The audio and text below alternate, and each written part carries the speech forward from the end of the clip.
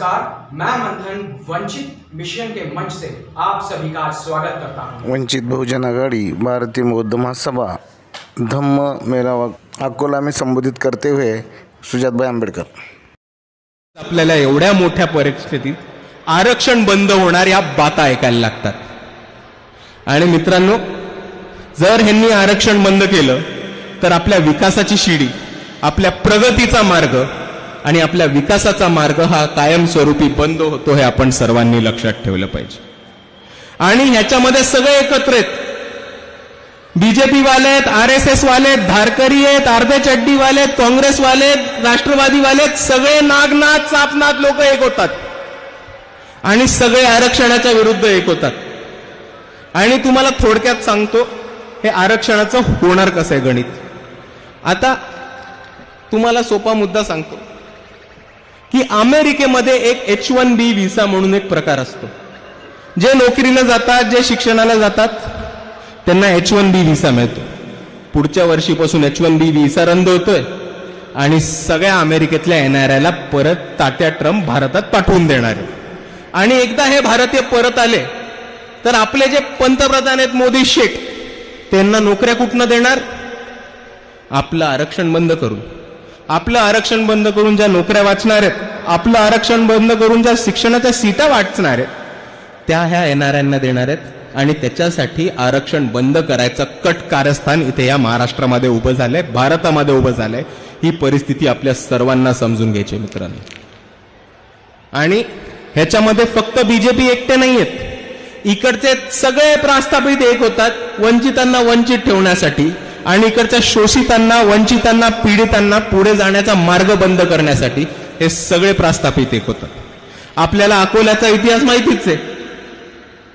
जेव्हा जेव्हा वंचितची सत्ता येऊ इच्छिते, जेव्हा जेव्हा वंचितची सत्ता येते तेव्हा बरोबर सभागृहामध्ये भाजप, काँग्रेस, राष्ट्रवादी, शिवसेना सगळे एक होतात।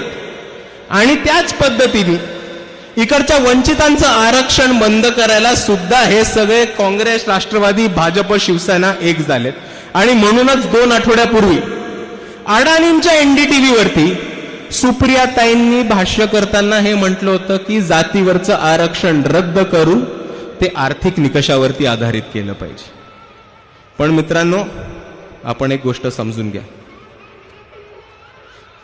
की आरक्षण जर उद्या बंद झालं तर ह्या सगळ्यांचं नुकसान होणार आहे। प्रस्थापितांचं आरक्षण बंद झालं तर नुकसान होणार आहे का? काँग्रेसवाल्यांचं नुकसान होणार आहे?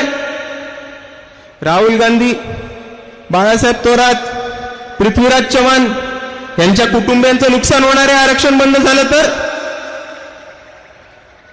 भाजपवाल्यांचं नुकसान होणार आहे? नरेंद्र मोदी, देवेंद्र फडणवीस, अमित शाह यांचं नुकसान होणार आहे आरक्षण बंद झालं तर? राष्ट्रवादीवाले, शरद पवार, सुप्रियाताई, अजितदादा यांचं काही नुकसान होणार आहे का आरक्षण बंद झालं तर? नुकसान कोणाचं होणार आहे? नुकसान कोणाचं होणार आहे? मग लढलं कोणी पाहिजे? मित्रांनो, तुमच्या सर्वांसमोर इथे उभं राहून सांगतोय, मला स्वतःला आरक्षणाचा महत्व पटतो आणि आरक्षण वाचवण्यासाठी मी शेवटपर्यंत लढत राहील। माझ्याबरोबर कोणी आलं नाही आलं फरक नाही पडत, आरक्षण वाचवण्यासाठी शेवटच्या मिनिटापर्यंत लढत राहील। आता सांगा तुम्ही बरोबर आहात की नाही? बरोबर आहात की नाही?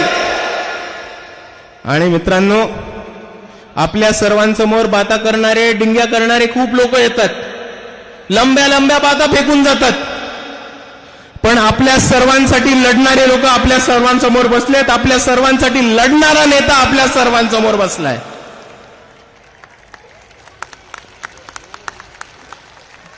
डिंग्या मारणारे लोक लय येतात, लय लंब्या लंब्या बाता फेकतात। आपण सर्वांनी बघितलंय, लोकसभेमध्ये, विधानसभेमध्ये सगळीकडे संविधान दाखवत निळा टी-शर्ट घालून राहुल गांधी ठिकठिकाणी फिरत होते।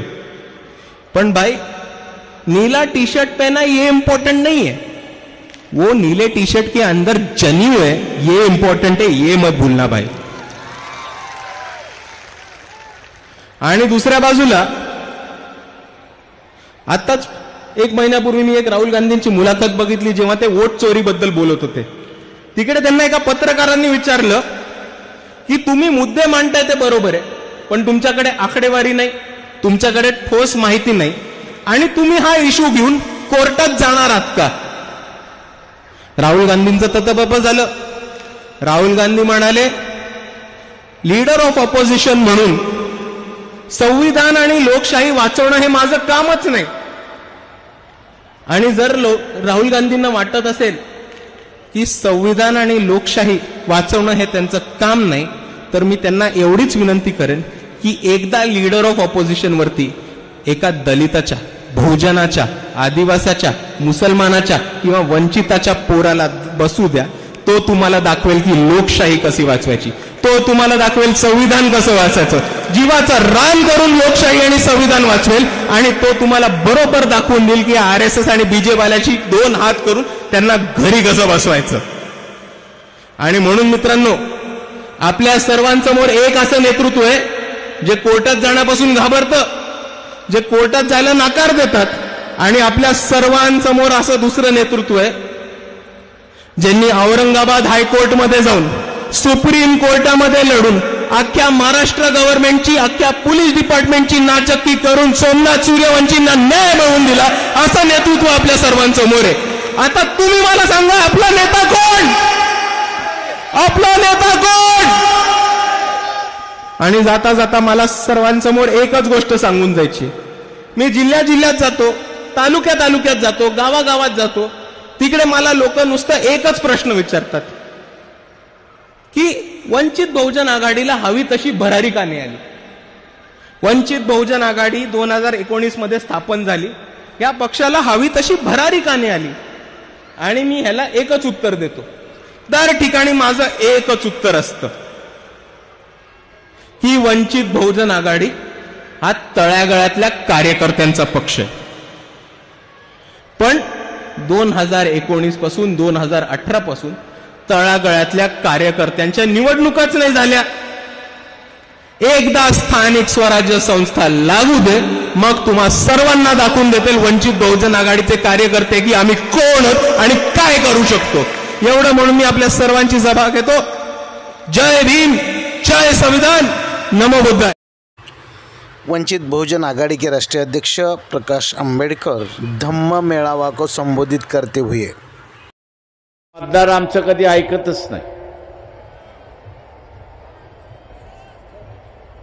शेतकऱ्यांचा मतदार आहे तो तर ऐकतच नाही. भारतीय जनता पक्ष, RSS यांच्या विचारसरणीमध्ये मदत हा शब्दच नाही.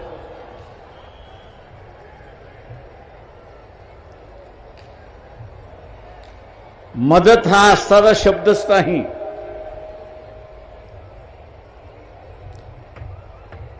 तेव्हा ज्या शेतकऱ्याने आणि शहरामध्ये गुडघाभर ज्याच्या घरामध्ये पाणी गेलं होतं, अशाने तरी आता जागृत राहिलं पाहिजे. आता तरी त्यांनी धडा शिकला पाहिजे की पाणी ओसरलं पण शासनाकडून मदत आली नाही. शासनाने काय जाहीर केलं, आता आम्ही असणारं दिवाळीला असणारं मदत त्या ठिकाणी देणार आहोत. ती दिवाळीला सुद्धा मदत येणार नाही याची असणारी खात्री मी आपल्याला त्या ठिकाणी देतो. काका, इथे शेतकऱ्याला मदत करणं, गरीबाला मदत करणं, वंचिताला मदत करणं हा भारतीय जनता पक्ष, RSSचा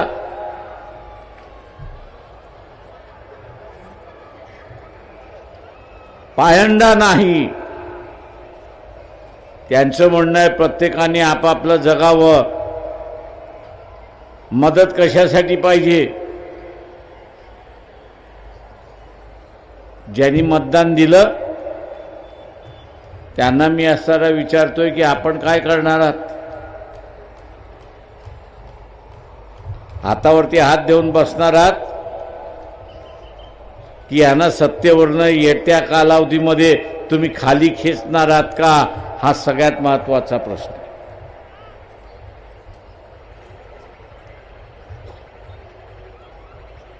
आज इथे असताना ओबीसी मराठा पुन्हा भांडणं लागायला,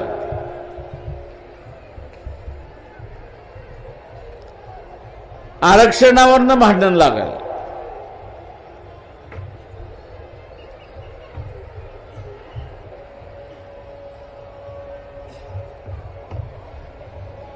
थोडाफार पाऊस थांबला असं आपल्याला दिसलं तर ओबीसीचे असणारे मोर्चे निघायला सुरुवात.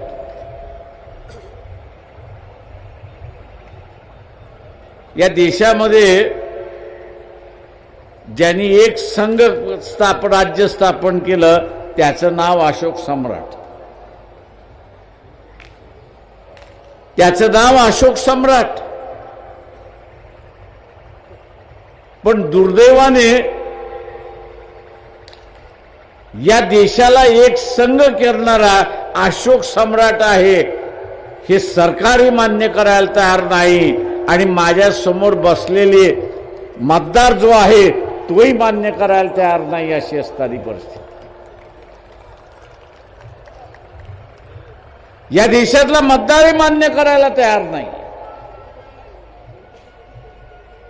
माझ्यासमोर प्रश्न असा विचार पडतो ते त्या अशोकाने भारताला एकत्र केलं, एक राज्य उभं केलं,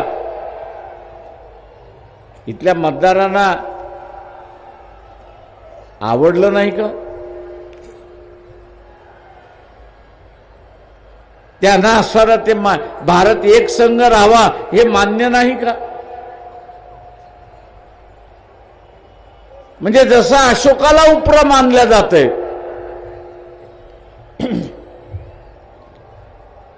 जसं अशोकाला उपरा मानल्या जाते तशाच रीतीने इथला असणारा ओबीसी सुद्धा त्यांच्या बाजूने लढणारा वंचित बहुजन महासंघ आहे, दुसरा तिसरा कोणीच नाही.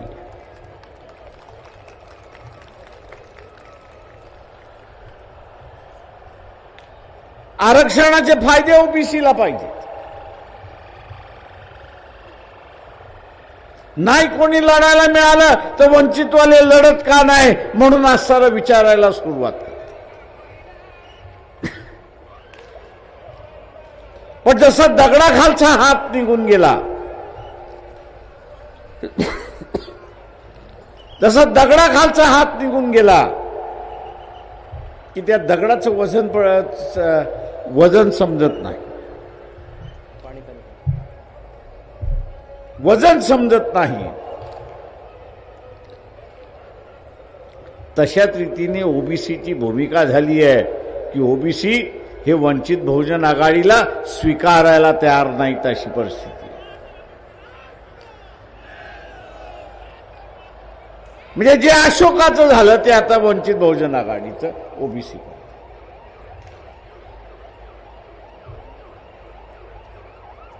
पण या ओबीसीना आम्ही असं सांगतो, तुम्ही ज्यांच्यावरती विश्वास ठेवता,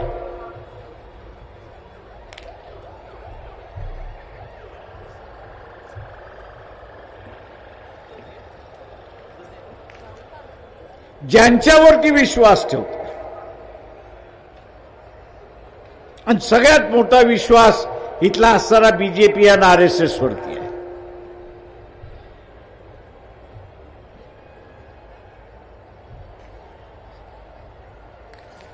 सगळ्यात मोठा विश्वास कोणावरती आहे तर बीजेपी आणि आरएसएस वरती आहे. आणि घात कोणी केला, महाराष्ट्राच्या सत्तेवरती कोण बसलंय तर बीजेपी आणि आरएसएस सत्तेवरती बसले.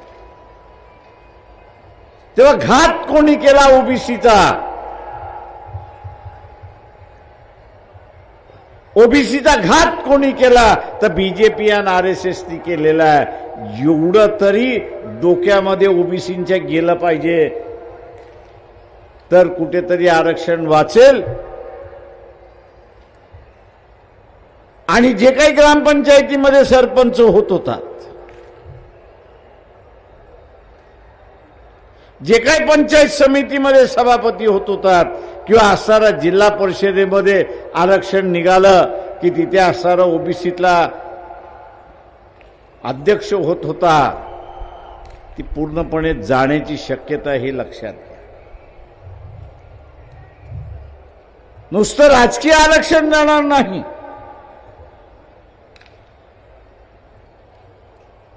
नुसतं राजकीय आरक्षण जाणार नाही, शैक्षणिक आरक्षण जाईल. मी इथल्या असणाऱ्या ओबीसीना विचारतो, 1990च्या अगोदर घरामध्ये एखादा तरी डॉक्टर होता का ओबीसीच्या? एखादा तरी IAS अधिकारी होता का? एखादा तरी IPS अधिकारी होता का? किंवा उच्च पदाधिकारी होता का?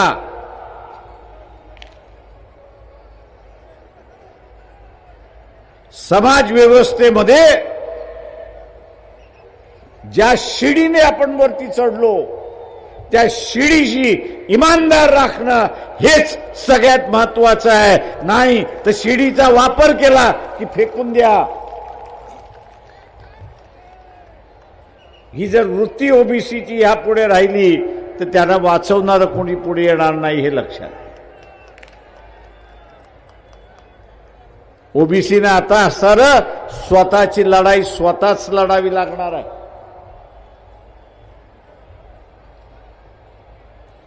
आणि जे राजकीय नेत्यांवरती विश्वास ठेवत आहे ओबीसीच्या,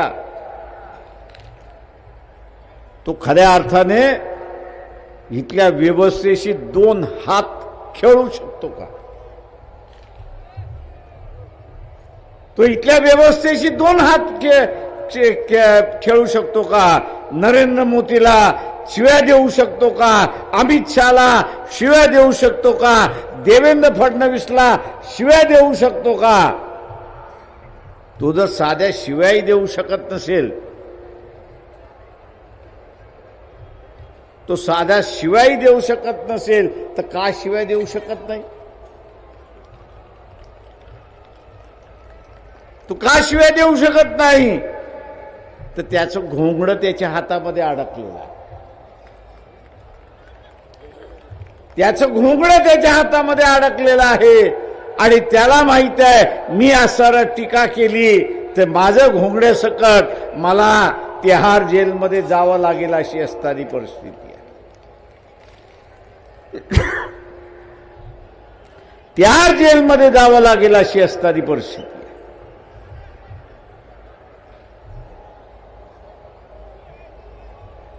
आणि म्हणून इथल्या असणाऱ्या ओबीसीना माझं सांगणं आहे की वंचित शिवाय आपल्याला पर्याय नाही, हे लक्षात घ्या. वंचित शिवाय इथला पर्याय नाहीये.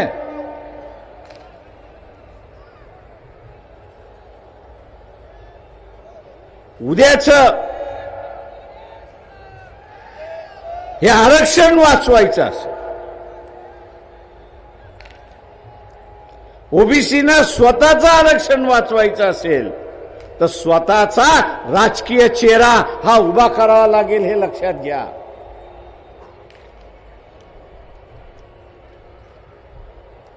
ओबीसी असं म्हणत असेल की मी माझा धार्मिक चेहरा उभा करणार, तर धार्मिक तुमच्याकडे नाहीच आहे.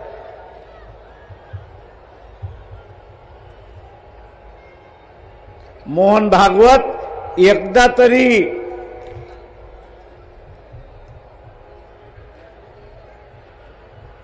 या शेगावच्या गजानन महाराजाच्या मंदिरामध्ये गेल्याच्या बातम्या ऐकल्यात का? मी गजानन महाराजांचं नाव घेतलं याचं कारण की मोहन भागवत अकोल्याला महिन्यातून एकदा येऊन जातात. 35 किलोमीटर वरती असणारं शेगावचं असणारं मंदिर आहे, गजानन महाराजाचं मंदिर आहे. एकदा तरी मी पंढरपूरचं घेतलं नाही मुद्दाम, ते लांब आहे अकोल्यापेक्षा. ते लांब आहे. जिथे हा बहुजनातला ओबीसीतला लाखो माणसं शेगावला जातात आणि हा बीजेपीचा मतदार आहे, त्याचं मन राखण्यासाठी तरी जा. अजिबात नाही. कदाचित आज मी बोलल्यामुळे पुढच्या आठवड्यात कधीतरी जातील अशी असतात. हे तुमचा फक्त वापर करतात आहेत, मतदानासाठी वापर करतात आहेत.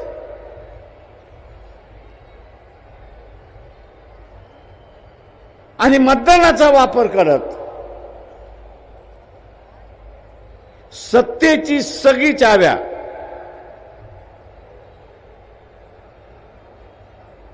या RSS आणि निजामी मराठ्यांच्या हातामध्ये दिलेल्या आहेत. अशी परिस्थिती सामान्य मराठ्याच्या हातात नाहीये. तो उगीच आपला असणारा मी मराठा आहे म्हणून असणारा फुशारक्या मारत बसलाय.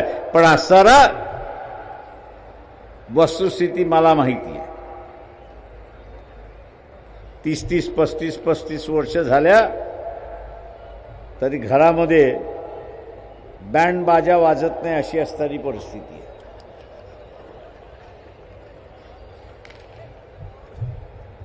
तीस 35 वर्ष झाली तरी घरामध्ये बँड बाजा वाजत नाही अशी असणारी परिस्थिती आहे. आणि का?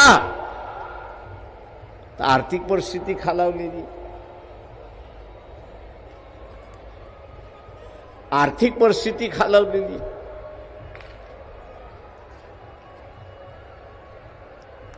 मित्रो,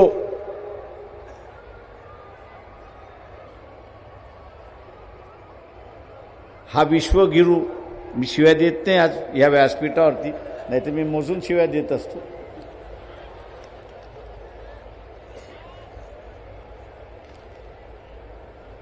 विश्वगुरूचं जागतिक व्यासपीठावरती जातो त्यावेळी जगातले नेते कसे त्याला बाजूला सारतात याच्या युट्यूबवरती रील्स आहेत. अशी परिस्थिती. मी इथल्या सनातनांना सांगतोय,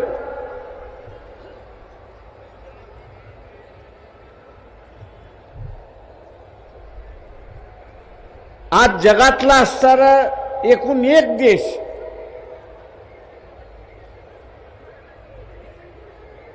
हा पाकिस्तानच्या बाजूने उभा राहिला.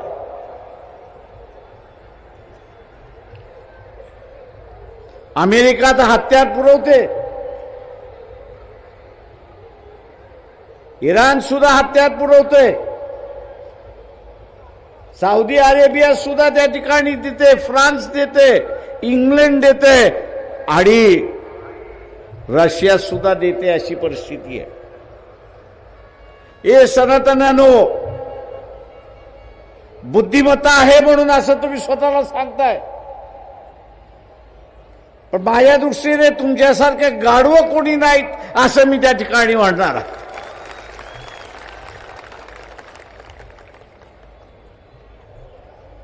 अमेरिकेत गेलंय कोण?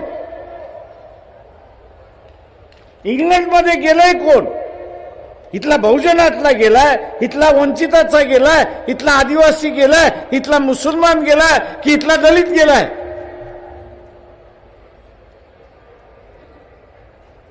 जो गेलाय तो सवर्ण गेलेला आहे.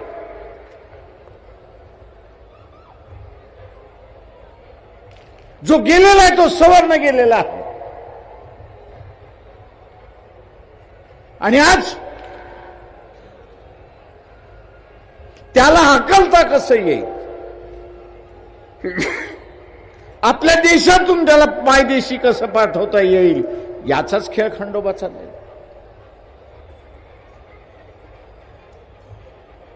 आणि हा विश्वगुरू काय म्हणतो? माय फ्रेंड डोनाल्ड ट्रम्प.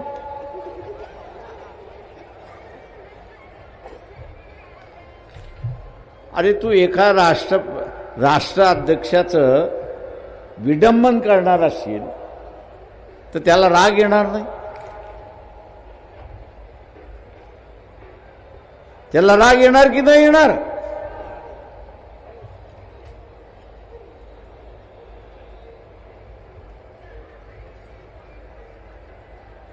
आजची असणारी परिस्थिती अशी आहे की हा जो सगळा सवर्ण वर्ग अमेरिकेत गेला, युरोपमध्ये गेला, इंग्लंडमध्ये गेलाय, याला तिकडनं हाकलण्याची तयारी चाललेली आहे. त्याला हाकलता कसं येईल आणि पुन्हा भारतात कसं पाठवता येईल याचे असणारे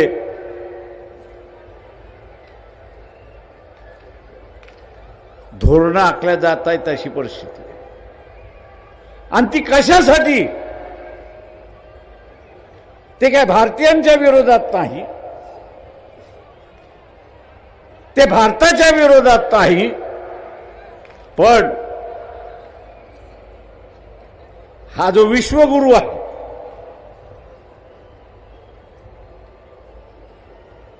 भारताचा पंतप्रधान जो स्वतःला विश्वगुरू असं म्हणतो, ते म्हणतात तू विश्वगुरू आहेस की चपरासी आहेस हे आम्ही तुला असताना दाखवतो.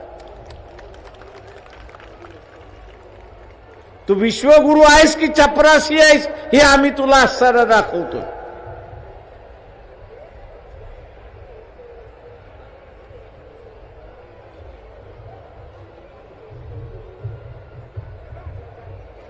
आणि हा चपरासी आहे दाखवण्यासाठी तिथल्या भारतीयांना, भारतीय गेलेले जे अमेरिकेमध्ये आहेत, इंग्लंडमध्ये आहेत, युरोपमध्ये आहेत, त्यांची असणारी हकालपट्टी करण्याची सुरुवात झाली.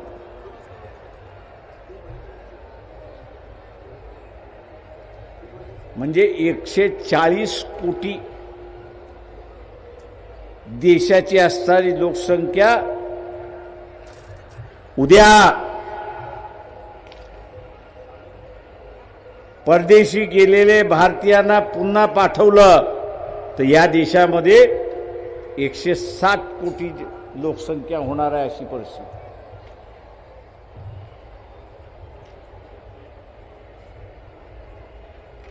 आता हे जे बाहेरून येणार आहेत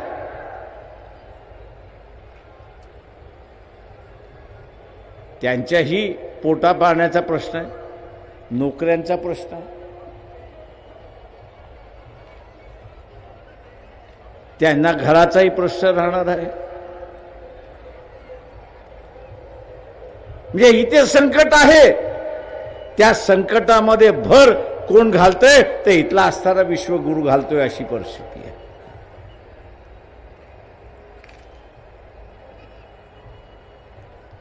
भर कोण घालतोय? तर विश्वगुरू घालतोय. अशी असणारी परिस्थिती आहे. आणि दुसऱ्या बाजूला या देशातला असणारा आर्मी चीफ असं म्हणतोय की आपल्याला लवकरच युद्ध करावं लागेल, युद्धाला सामोर्य जावं लागेल.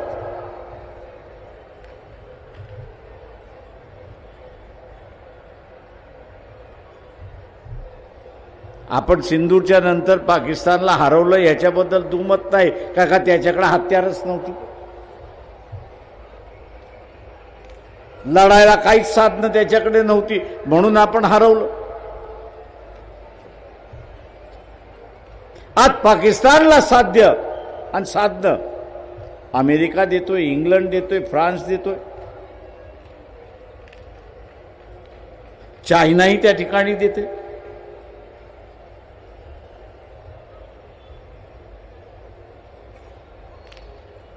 म्हणजे या सगळ्या देशांचे हत्यार त्या पाकिस्तानमध्ये येणार आणि त्यांच्याबरोबर आपल्याला युद्ध करावं लागतं.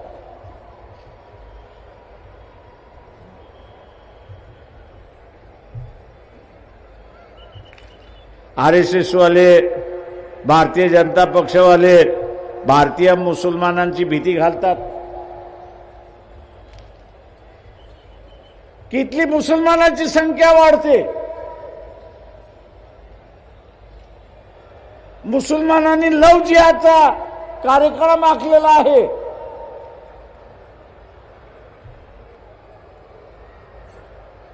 आणि त्याच्या पुढे जाऊन भीती दाखवतात की इथला असणारा मुसलमान एक दिवशी आपल्यावरती राज्य केल्याशिवाय राहणार नाही, अशी परिस्थिती.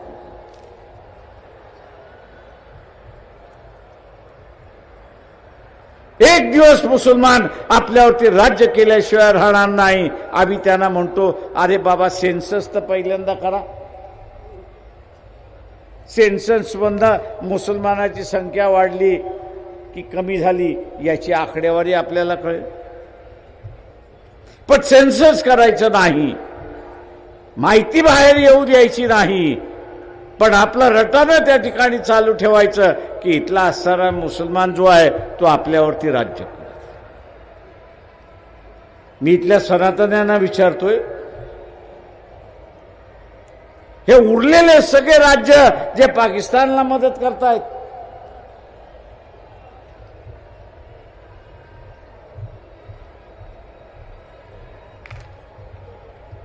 तुम्ही किती दिवस लढू शकता?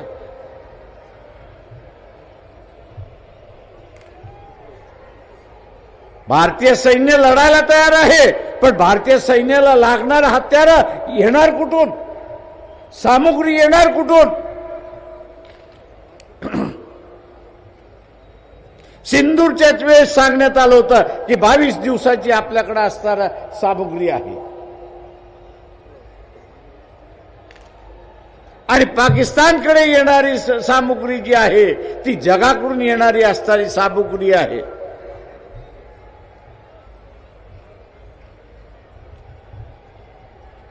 ए सनातन्यानो,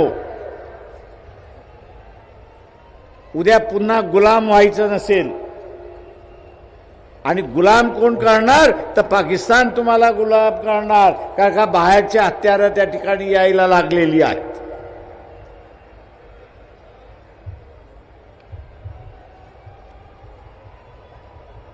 ही परिस्थिती थांबवायची असेल तर या विश्वगुरूला पहिल्यांदा टाटा बाय बाय करा.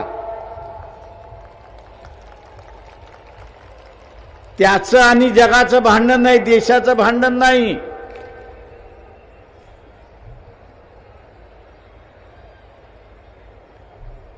हे सनातन्यानो, पहिल्यांदा लक्षात घ्या,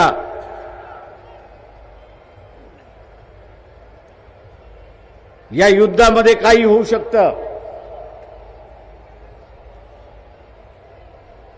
आपण जिंकलो पाहिजे ही आपली आशा आहे. पण जगातले एवढे देश त्या पाकिस्तानला मदत करणार असतील तर आपली स्थिती काय राहणार आहे? सिंदूरमध्ये एकही आपल्या बाजूने उभा राहिला नाही. ज्याच्याकडून विमानं खरेदी केली फ्रान्सकडून, तोही आपल्या बाजूने उभा राहिला नाही. म्हणजे एकही मित्र आपण ठेवला नाही, अशी परिस्थिती आहे.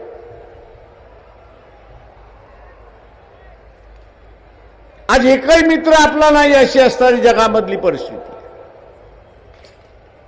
आणि त्याला कारण एकमेव, आणि ते म्हणजे हा विश्वगुरू देशाचा पंतप्रधान नरेंद्र मोदी. त्याचा इगो जपण्यासाठी तो देशाला बळी देतो, हे आपण लक्षात घ्या. त्याचा इगो जपण्यासाठी तो देशाला बळी देतोय.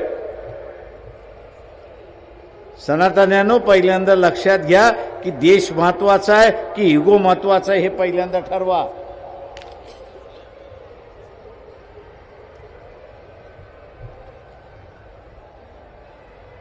इगो महत्वाचा आहे की देश महत्वाचा आहे, हे पहिल्यांदा ठरवा.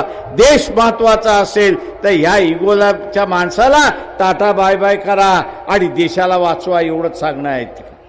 मला आव्हान आहे आपल्या सगळ्या की मेल्या मुर्द्यासारखे या देशातल्या माणसाने जगता कामा. ज्या लडाखने हिंमत दाखवली, ज्या लडाखने हिंमत दाखवली, ज्या आसाम मधल्या आदिवासींनी हिंमत दाखवली, आम्ही आमच्या अधिकारासाठी लढू, आम्ही आमच्या अधिकारासाठी लढू.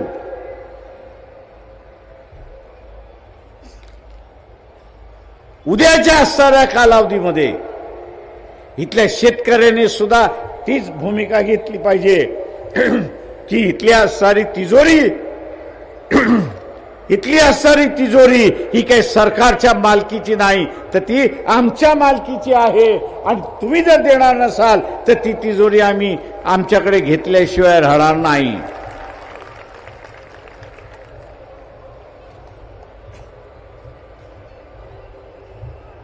जोपर्यंत शेतकरी हे करत नाही तोपर्यंत त्याचं दुःख संपणार नाही. जोपर्यंत शेतकरी हे करणार नाही तोपर्यंत त्याचं दुःख संपणार नाही. जातीच्या नावाने मतदान देतो, धर्माच्या नावाने मतदान देतो आपण, आणि घेणारा काय म्हणतो की ह्यांनी मला थोडी विकासासाठी मतदान दिलेलं आहे, जात आणि धर्मासाठी दिलेलं आहे, तेवढं तो टिमकी वाजवत बसतो 5 वर्ष. अशी परिस्थिती आहे.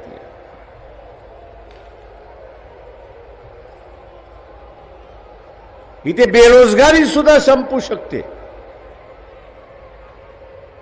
इथे शेतकऱ्यांचं दुःखही संपू शकतं. आज झोपडपट्टीवासियांना घरही मिळू शकतात.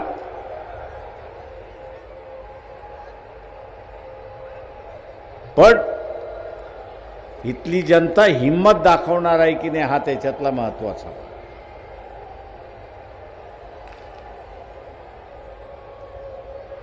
म्हणून लडाखमध्ये आम्हाला भारताबरोबर राहायचं आहे, चायनाकडे जायचं नाहीये. आणि म्हणून त्यांनी आज सारा लढा उपस्थित केला. बीजेपी ऐकत नाही म्हटल्यानंतर बीजेपीचं ऑफिसच त्यांनी जाळून टाकलं आणि तिथल्या नेत्याला बीजेपीच्या बडून काढला. अशी असणारी परिस्थिती आहे.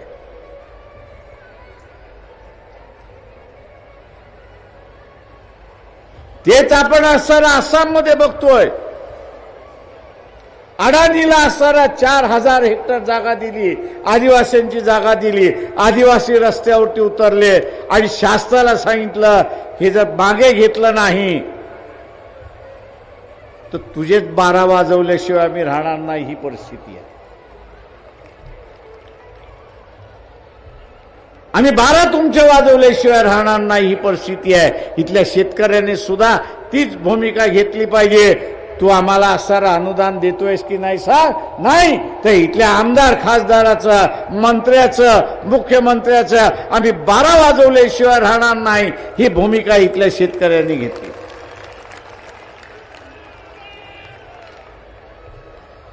तुम्हाला मत दिली, सत्ता दिली म्हणजे तुम्ही आमचे मालक झालेला नाही. तुम्हाला मत दिलं, सत्तेवरती बसलात म्हणजे तुम्ही आमचे मालक झालेला नाही आहात. आणि मालक होण्याचा प्रयत्न करणार असाल तर आम्ही तुम्हाला आपटल्याशिवाय राहणार नाही. ही भूमिका आपण त्या ठिकाणी घेतली. आणि म्हणून मित्रो,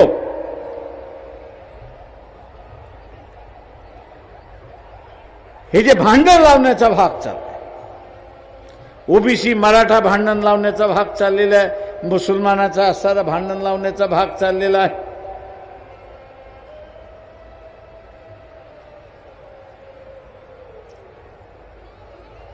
हा एकच उद्देश आहे, तो म्हणजे सामान्य माणसामध्ये असणारा एकोपा होऊ नये म्हणून. सामान्य माणसामध्ये एकोपा होऊ नये म्हणून चाललेला भाग आहे. अशी असणारी परिस्थिती आहे. यांच्याकडे पैसे नसतील मान्य आहे, पण बाबा तुमची श्रीमंती कशी वाढते हे आम्हाला सांगा.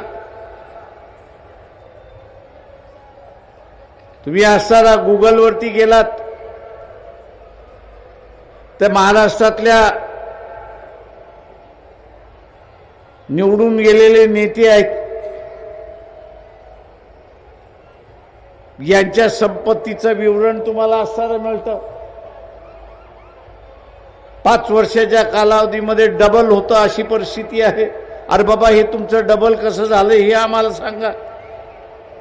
मी तुमचा फॉर्म्युला आम्ही सुद्धा वापरतो आणि आमचं इन्कम डबल करतो आणि आमची गरिबी आम्ही दूर करतो. तो फॉर्म्युला तरी आम्हाला सांगा.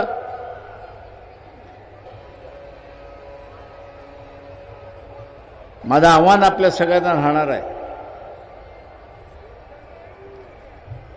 की इथला असणारा राज्यकर्ता हा मालकाच्या भूमिकेमध्ये जाणार असेल तर त्याला सत्तेपासून आपण खाली उतरवलं पाहिजे. त्याला सांगितलं पाहिजे की या देशाचा मालक मी आहे, तू नाही आहेस. मतदार इथला मालक आहे आणि येत्या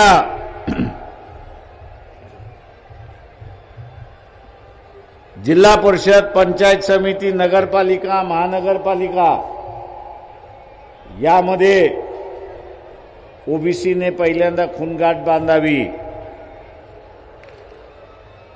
की या सरकारच्या पाठीमागे जे उभे राहिले, काँग्रेसही उभं राहिलं, एनसीपी उभं राहिलं, दोन्हीही शिवसेना उभे राहिले, यांना आम्ही मतदान देणार नाही, ही खूणगाठ ओबीसीने त्या ठिकाणी बांधली पाहिजे. मग आमचं मत कोणाला? तर आमचं मत ओबीसीला, आमचं मत एससीला, आमचं मत एसटीला. याच्यापैकी कोणी मिळालं नाही तर आमचं मत मुसलमानाला. पण ज्यांनी आमचं आरक्षण काढून घेतलेलं आहे त्यांना आम्ही अजिबात मतदान करणार नाही. ही भूमिका आपण घ्याल एवढी अपेक्षा बाळगतो आणि आपली रजा घेतो. जय भीम, जय भारत. धन्यवाद.